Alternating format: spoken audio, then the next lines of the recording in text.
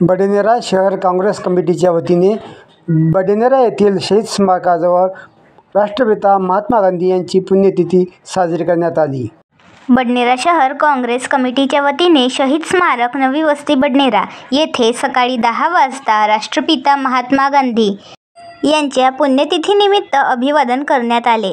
सर्वप्रथम महात्मा गांधी यांच्या प्रतिमेला कार्यक्रमाचे अध्यक्ष प्राध्यापक सिंग, संजय बोबडे, उत्तमराव भसने यांच्या हस्ते सामूहिक पद्धतीने पुष्पहार अर्पण करण्यात आला।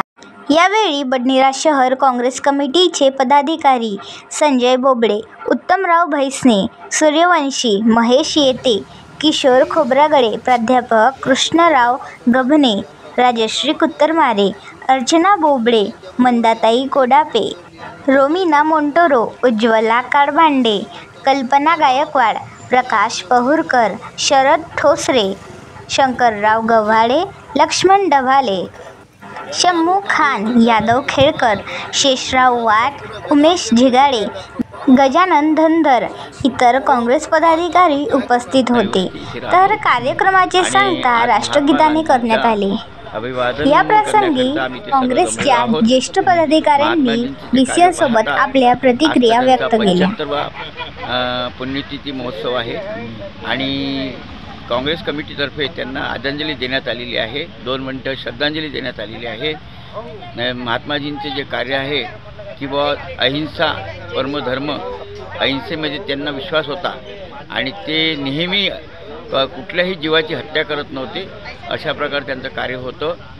त्यांनी राष्ट्राला समर्पित केलं होतं स्वतःला आणि कैक वेळा ते जेलमध्ये गेले। जेलमध्ये जाऊन त्यांनी देशाला स्वातंत्र्य मिळवून दिलं। हेच त्यांचं एक मोठं उपलब्धी या देशासाठी आहे। आज त्यांना विसरण्याची वेळ येऊन राहिली आहे। ती वेळ येऊ नये म्हणून आपण महात्माजींना नेहमी आठवण करत राहू अशी मी आज ठिकाणी सर्वांना विनंती करतो। संपूर्ण देशामध्ये महात्माजींची जागी होत असताना बडनेरा स्मारकामध्ये सुद्धा बडनेरा शहर काँग्रेसच्या वतीने आज या ठिकाणी हा कार्यक्रम झाला। त्या पुण्यतिथीची आठवण म्हणून आपण या ठिकाणी सगळं जमला।